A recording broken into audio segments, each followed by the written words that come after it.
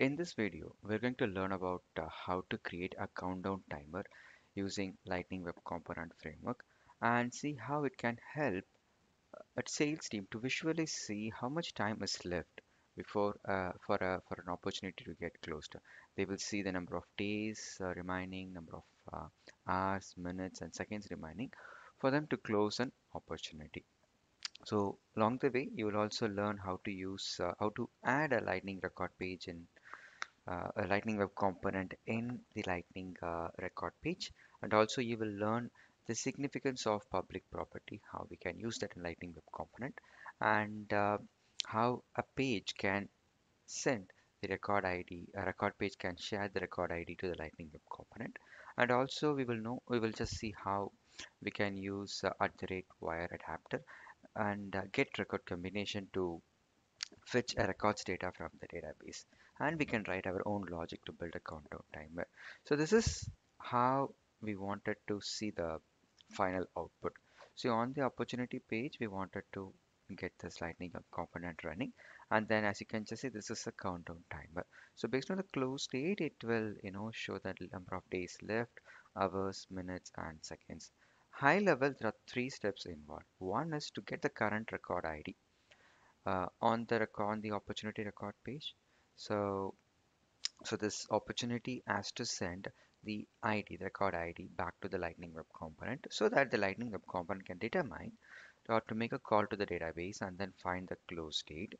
Once the close date is uptime, right? Then we can write our own logic in JavaScript to find how much time is left for the opportunity to get closed. So high level, there are three steps involved. So so there are a couple of other videos we recorded which specifically focuses on how to use a public property to read the current records ID back in the Lightning Web Component, and also how to use a wire function which helps us to make a call to get record and then fetch data from the database. The first two steps, right? There are two videos specifically recorded, and you can find the description right in the YouTube, right in the video description. We can find the links in the video description. So feel free to take a look if you are new to public property concept, if you're new to void function. Otherwise, you can just skip that and then continue following the video. So let me just go back to the code. Yeah, very quickly I'll summarize step one and step two. The very first thing is, we wanted our Lightning Web Component to read the record ID of the record, the opportunity record ID, right? In this case, so for which, very simple, we have to use public property because it is the Lightning record page that needs to pass the record ID, isn't it? So for which we will be using this @API decorator. So whenever you use @API decorator, we have to import that back in our first step from the LWC module. So to get the first thing done, this is the one. And once this is read, what I've done is, right, I've just written this piece of code just to assign that record ID to a local property current record ID, because I want to just show this on the on the UI just to see whether it works or not. So that's the reason now this is done. Number two, how do I use this record ID and fetch the data from the database, right? For which we are going to use wire adapter, and also we are just going to use the get record adapters to fetch the data. So which involves two steps. Number one, rather three steps. Number one, we have to first import wire adapter from the Lightning Web Component module. This is the first step. Number two, we have to make a call to the database, for which Salesforce has given a lot of wire functions for us. In this case, I'm going to use get record wire adapter. Yeah, and this will help me to get a single record from that database. So we have to use this get record. We have to first import this get record, and when we fetch a record from the database, we can use get field value to read the content, to read the values of each field. So for which I can use this get field value. So you'll just import these two uh, wire adapters from Lightning UI Record API module. So that's the second step. And we also have to explicitly refer the fields that we wanted to read from the database, for which in our case I wanted close field and opportunity stage, to be retrieved from the database, for which we can use at the rate Salesforce schema. Yeah, and then we can explicitly say, hey, this is the custom object, and this is the object name, and this is the API name of the field which we would like to read from the DB. So once this is done, once the step 2 is done, all we have to do is back in the code, just use at the rate wire, and the first parameter it's going to be your get record, yeah, the one that we imported right here, and the second one is to pass parameters to that get record. So it has to be done in a JavaScript object format. So it is wrapped inside a curly brace. The first one is record ID. So this takes record ID as input, and then we will also send all the fields in an array, all the field references in an array. So I need close date and stage field. So once it makes a call to the DB, right, it either returns the data, or for some reason there could be some error, right? So what the Lightning Web Component framework has done is it uses the two system properties, data and error, to store the data being returned from the database. So again, these two are system properties. It is hard-coded in the API, so we cannot use any other property names to get the data received from the or retrieved from the database, or to see if there is any error during this database operation. Yeah. So the output of the wire is being handled in the function. Yeah, I've just given the name to my function, process close milestone, and here is this data and error. What we can simply do is we can just check for the data. If there is a data, then let's try to print the data on the UI. So I'm just assigning this to the timer property, and right here, in the HTML, I'm using the timer property to display the output, right? And we can also use get field value. This is the one, the wire adapter we imported, isn't it? So so I can use this get value, and what I can instruct my code is go to this data that was retrieved from the database, and then look into this field reference, close date field, and get the value for me, field value for me. So assign it to the close date. So just to cross check whether the data is coming from the DB or not, what I am doing is I'm just going to print that out here on the UI. So this is what have done so far, and then we can just use this closed it and then further build our logic. And what we can do is we'll just simply deploy this source to the R. While it is deploying, I have given another link in the video description where you can find how to set up a code, SFDF's project using this code builder. So I'm using code builder so that I don't have to install any additional softwares on my machine. All I need is just a browser and a stable internet connection. Yeah. So the link is also available. Feel free to take a look if you are new to code builder. And yes, looks like it has been just deployed. Let's go back to the page and refresh. Yeah, so the page is getting refreshed. Let's see. Perfect. So now this is the Lightning Web Component, right? Lightning Web Component added. And again, if you want to just take a look at how it was added. So when you are on the record page, you can go to the edit page from the setup, and under the custom components, you will see all the components that we built, custom components that we built. In our case, we did build this opportunity countdown timer right here. Just drag and then drop. So that's how you add the component to a page. So let me just save. Let me just go back. Yeah, it's saved. Let's go back. Good. Let's investigate the output. So what do we see? Data from the database, right? So this is what I'm just trying to print it on the screen, isn't it?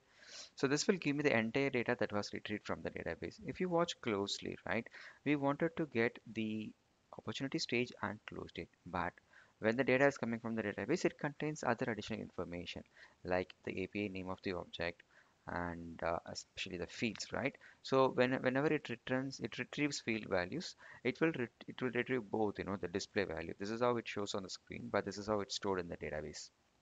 So it gets me both the data, and also it will help me to see the record type ID.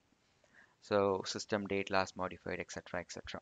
So this is the entire data, but we wanted only the the value of close date, right?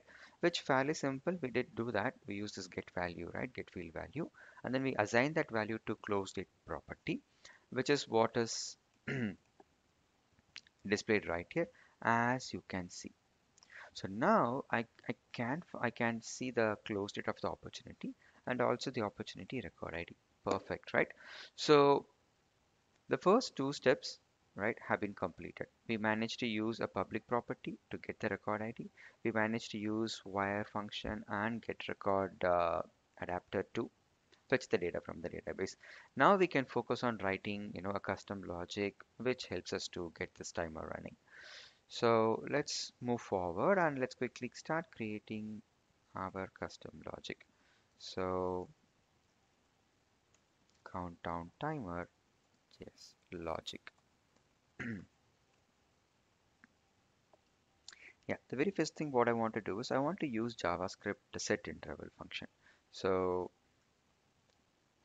use countdown, write countdown timer logic using JavaScript set interval method. Yeah, so this is a special function, and set interval will help us to write a piece of code for every second, or based on the value that we set, we can make a particular code to run continuously. Yeah. Uh, so in our case, so I'm just going to declare a property set time interval, and I'm going to use JavaScript function. Yeah, set time interval. So JavaScript is case sensitive. Just please ensure that you are using the right cases, otherwise it won't work. So set interval is a function, and this will take two parameters. Number one, it takes the function. It takes the function, and I'm just going to use arrow function, and I'll write the code. And I wanted this function to run for every second. Yeah, because it is a countdown timer, right? So every second I want a particular piece of code to run. So this is the second parameter. Now we can focus on writing our whole logic right inside this. All right. So I'll just close this one. Perfect. So this is where everything starts. The very first thing that what we wanted to do is we just wanted to read the date, right? So so I want to read the date. Let's have a simple variable day is equal to new date, and we can just use our close date. Yeah, perfect. So this is the very first thing. Now I have this date stored in the close date stored in this day local variable, and then let's try to get the current date and time. So let current date time equal to new date. We can use all JavaScript functions right here. Current get time. So that's it. This will give me current date and time. Perfect. And then let's go and then take a look at the time difference. So let's have another property. Time difference is equal to, you know, which is the current date, right? The current date. The t minus, before we do that, this is time, right? So I have a date here. Let's try to convert that into, let's find the time from here. So we'll have this d date is equal to from day, just get the time, right? Now we got the time. Now it is time for us to just simply, get the difference. Just d date. Now both are in the same time format, and d date minus current date time. So this will give me the difference, the time difference, right? And then two things are possible. One is the time difference is less than zero, which means the opportunity date is in the past, opportunity close date is in the past, or the opportunity close date in the future. So if my time difference is less than zero, then I want to say this dot timer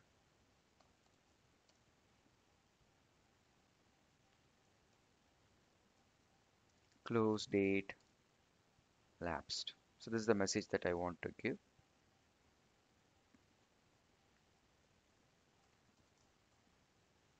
And also I just wanted to set or clear this, I want to clear the set interval function. I want to just reset this because I don't want this to run right anymore because this is lapsed.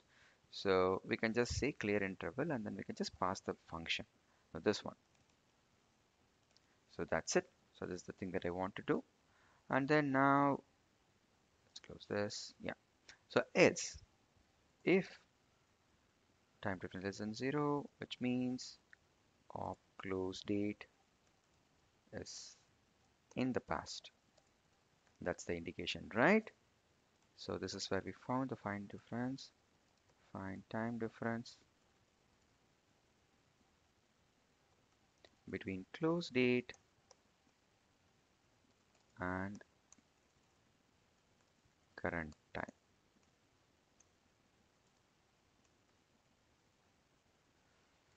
All right. So now else condition is opportunity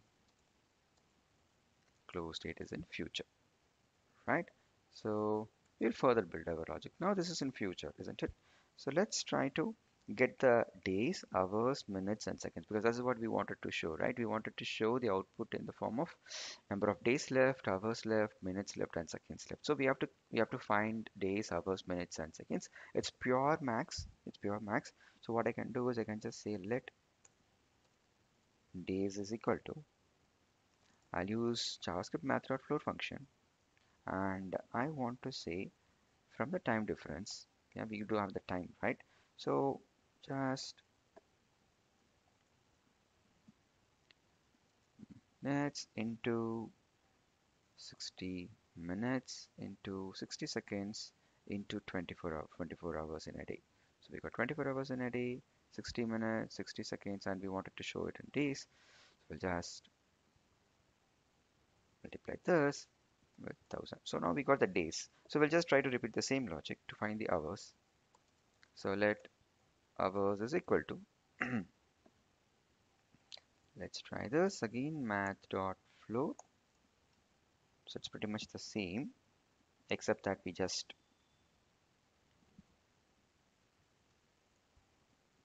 find this. Yeah. So let's take the time difference.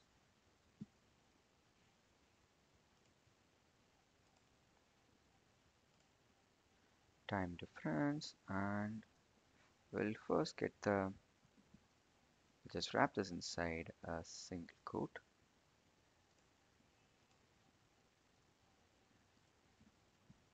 And then let's divide this.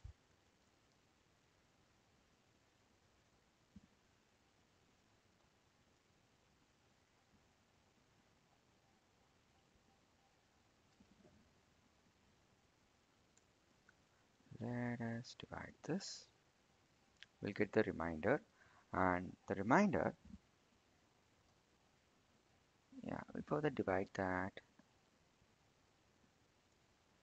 slash.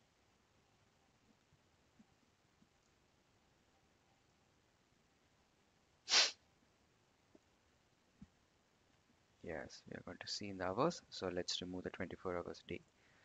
Perfect. I think this is cool. Let's copy this.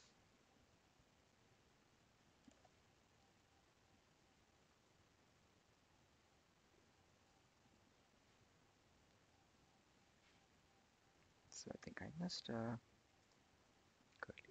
a brace, and then I think it should work now.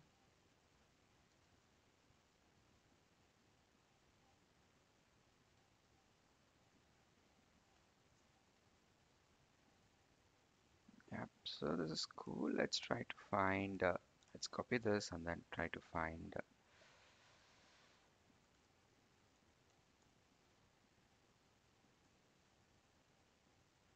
anyways, let's find minutes, which is equal to this, and then we can do the same, 24 hours, and just remove hours, 60 minutes. We'll just remove that. That's it. And let's do that for seconds as well.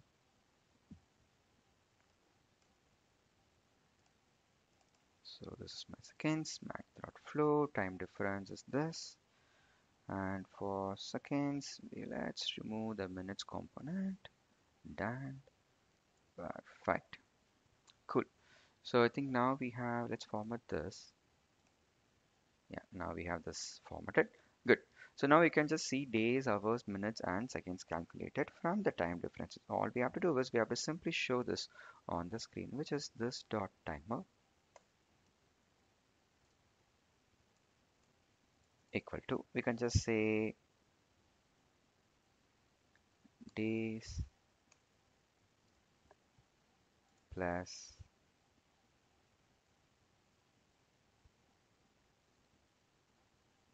days and plus hours plus hours. Copy, I'll just paste this here. Plus minutes plus minutes and seconds. Let's say seconds plus. Perfect. That's all it is. Cool. I think we are good. So one thing we have to do is, this clear interval. So we have to clear this interval, before we start this function. Let's first clear this interval, clear this function. If it is running, then we are all set.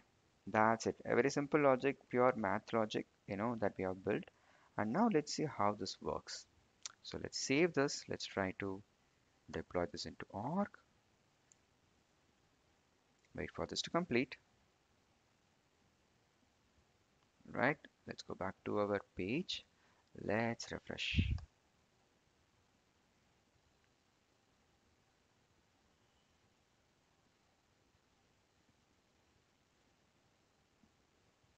Let's refresh this.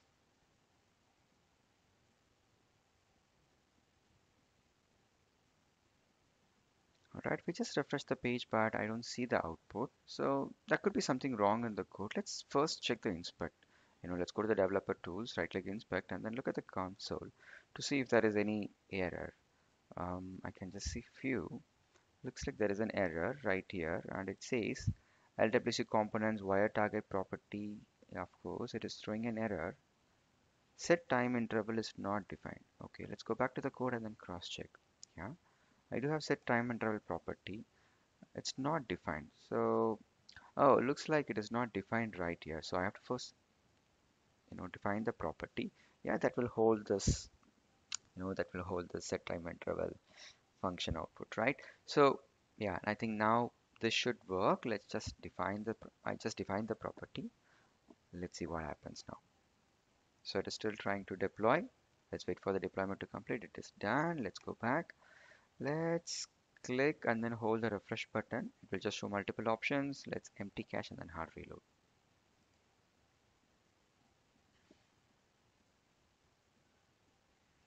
Hmm. Looks like still it's not coming up. Let's cross check again. Seems to be there are a lot of errors. Let's try to clear all and then try to run this again and then see what happens.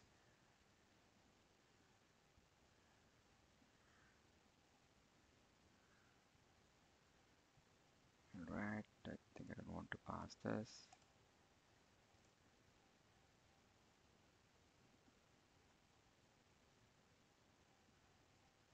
Right, do I see any error? It was just saying set time interval was not defined, right? Let's go back to this one. Set time interval is not, we did define this one. Oh, okay, I think I got it. So okay, I'm using a wrong JavaScript function. It has to be set interval, not time interval. My bad. So set interval is the function. and I just misspelled as set time interval. That's the reason I believe it was keep saying set time interval is not defined. Now let's try to deploy this to org. So I just made a simple change here. So this is the one that we wanted to use, JavaScript function, so that it runs this code, the code that we have written inside this one, right? The entire code for every, second, so that we can have the timer ready. Now this has been deployed. Let's go back to the org. Let me just click and then empty cache and then reload. Let's see if it works or not. Perfect. I think now this is working, right? I can just see the days, hours, and minutes and seconds, isn't it? So the timer is ready. All we have to do is just make the change. I mean, just change the look and feel. Then we should be completely fine. So let's focus on this. We have 10 days, 23 hours, 19 minutes, and 34 seconds left. So let's go back and then just make an aesthetic changes. So let's do that. Let's go back to the code and let's remove things that are no longer needed. I don't need record ID. All I need is the timer, right? And what I'm going to do is I'm just going to use lightning card, and so I'm going to use lightning card. Yes, I do have a code snippet ready. Let me just use that in the interest of time. Yeah, so I'm just using lightning card, and I'm going to give the title opportunity close deadline timer, and I'll have this icon standard account and then div class. Yeah, so I'm just using batch lightning batch base components so that it will just show this, you know so yeah, that's it. So I think we are good. I'll remove this one as well. Let's try to format the document with. That's it, we are cool. So now let's deploy this code, just an aesthetic stuff. Perfect. Let's go back and then refresh this again.